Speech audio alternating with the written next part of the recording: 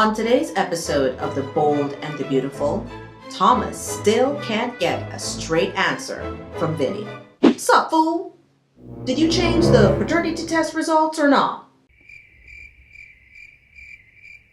Well, you gonna answer me?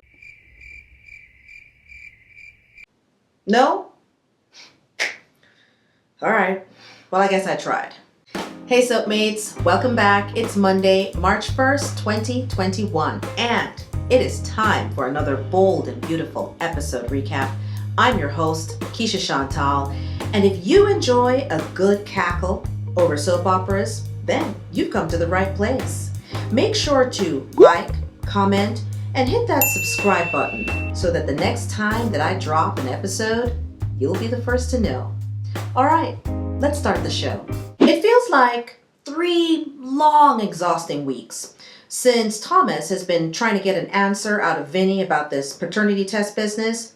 But no, it's more like 3 days because everyone in this town takes a really long time getting to the point. So let's head on over to Vinny's tiny, dark apartment to see if Thomas finally gets the answers he's been looking for. Here we are in the darkness. And Thomas is still trying to get to the truth. He pretty much says, "Hey, cat got your tongue? You better tell me if you had anything to do with this paternity test results and you robbed my sister and Finn of their baby." But Vinny doesn't budge. Instead, he comes up with some slanderous lies, calling Finn a jerk and full of himself, and goes into this rant about how everyone at the hospital drools over him and calls him Dr. Hunky, but, he's not all that. How dare you, Vinny? How dare you malign the character of my boyfriend? Let me correct you, sir. He is all that and a bag of chips. Okay? So you watch your mouth and there will be no problems. According to Vinny, every time he ran into Finn over at Steffi's house, he was sitting up on some high horse and barely even noticed him when they ran into each other. And I can tell you what that's about. Finn told all of y'all that from the minute that he laid eyes on Steffi, he was in love. So imagine his surprise when he used to go over there and do those doctor visits and come upon this strange dude coming in and out of Steffi's house, being all familiar. And he's wondering, where does he fall in the scheme of things? Now, you know how men are. They like to scope out the competition, see what's up. So Finn lays in the cut, checking things out. He's like, all right, okay. He sees that portrait of Waffles and Steffi, and he's like, all right, ex-husband, father of Kelly. Cool, cool, cool. He sees this Vinny character, and he's like, who's this dude? From what he can gather, he's obviously not an ex. Doesn't have any children with Steffi. So he labels him as a non-factor and files him away. So Vinny's all in his feelings. Basically, he's been trying to do for years what Finn managed to do in a matter of months. What can I say? Haters gonna hate. Eventually, Vinny admits to having a hand in the whole testing, but insists that science and DNA determined that Steffi is toasting a little waffle in her belly. Coming to the conclusion that he's not going to get any more out of him, Thomas says to Vinny, "You better not be lying to me, fool," and then he leaves. But then we get this look on Vinny's face, and it looks like he just got done lying. But maybe that's just me. Over at City Hospital, where the doctors are fine and the DNA labs are janky, Mom Steffi and wannabe Dad Finn are about to have their first ultrasound together. But first, let's acknowledge the fact that Finn had to fight to get into that appointment with Steffi.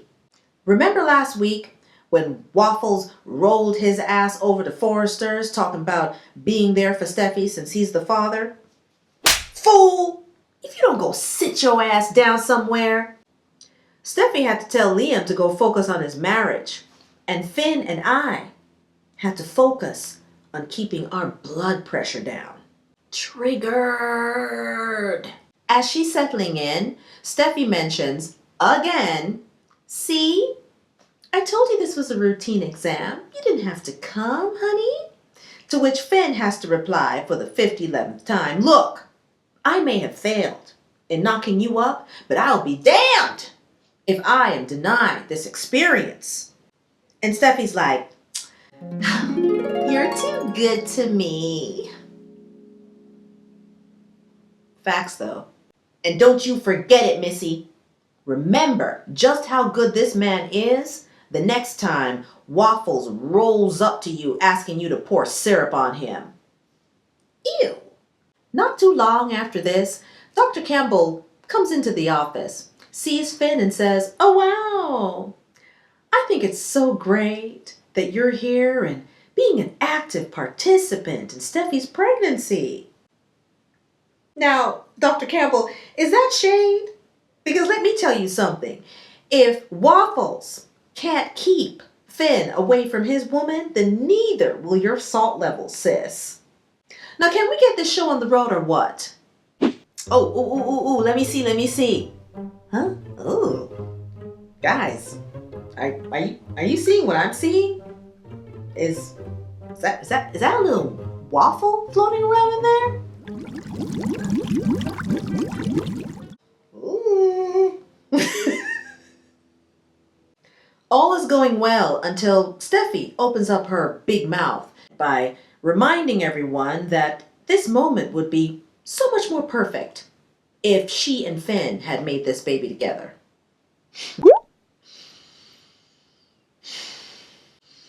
Saying it 100 times ain't gonna change things, Steffi. So just do everyone a favor and shut up. After her appointment wraps, Finn leaves to go check on one of his patient's test results. And guess who he runs to down at the lab?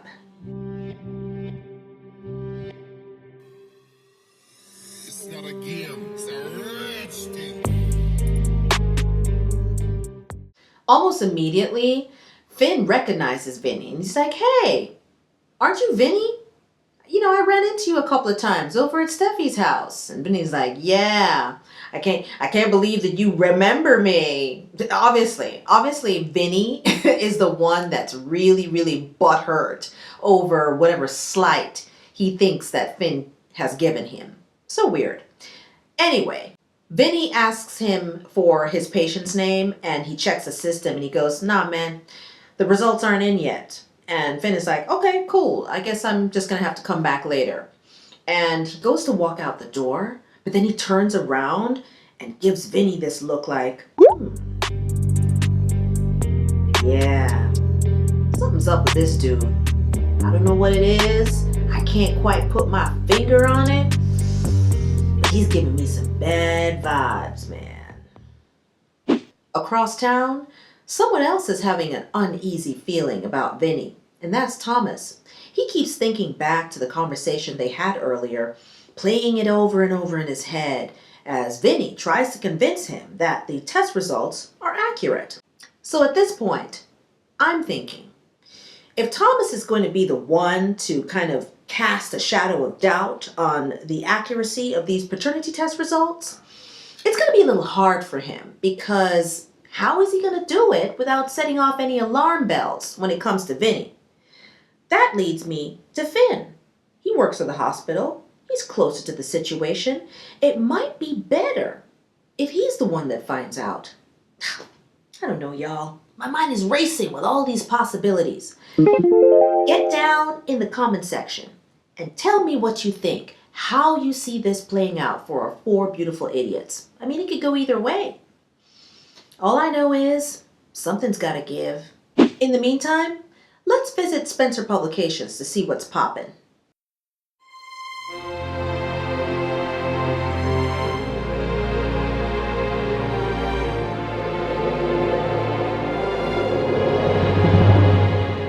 Of course, there's always an open door when you need one, and this is where Wyatt overhears Flo telling her mom about how rough her life is without the Logans.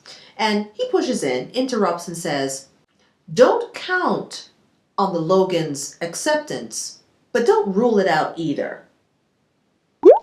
Don't count on the Logans' acceptance, but don't rule it out either. I mean, which is it? I'm confusion. So let's move on. Flo tells Wyatt and her mom, don't get me wrong, guys. I love my life, you know? My mom is my BFF, and I'm living on the beach with my boyfriend. So, you know, there's that. I don't have to work. I don't have to pay bills. You know, like, hashtag living my best life. It's just, it just hurts, you know? My dad's family, they don't accept me. And, you know, it's all because I played a hand in depriving Hope of being a mother for almost a year. And Shauna's like, hello? Did they forget that you gave Katie a kidney? And I just love Shauna's sense of entitlement here. She's like, yeah, you helped steal a child, but then you gave a kidney in return. So as far as I'm concerned, that's a quid pro quo. Dumbass.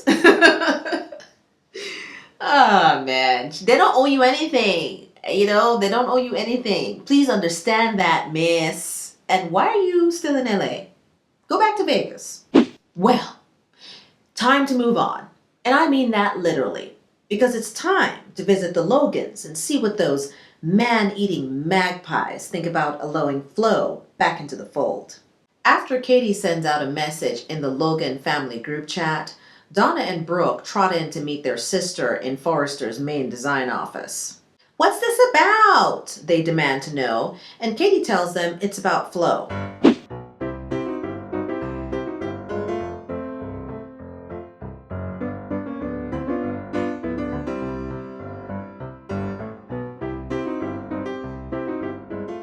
Katie reminds them that they are no strangers to trash and trash behavior. And they have been forgiven 1, 2, 3, 4, a million times. And Brooke is like, oh yeah, I guess you're right. I can't argue with that.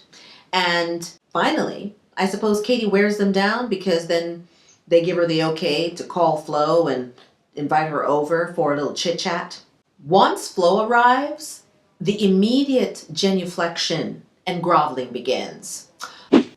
Oh, aunties, I've wronged you and sullied the Logan name. I am deeply ashamed at the dishonor and disgrace that I have brought to the family. Please, please, accept my apologies, my deepest and sincerest apologies, and let me spend the rest of my life making up for my crimes. Katie and Donna almost immediately agree to forgive, but then we have Queen Brooke over here, giving her the stare down, probably thinking, kneel and kiss the ring, and maybe, just maybe, I'll think about it. If you ask me, Brooke's reluctance to readmit Flo back into the inner sanctum is a bit short-sighted. With all her duplicity, Flo simply proved that she's a Logan through and through. You would think that this is something that would resonate with Brooke, having participated in many lies and schemes in the past. Just forgive Flo so that we can all move on from being bored and sleepy. Nobody cares. Seriously.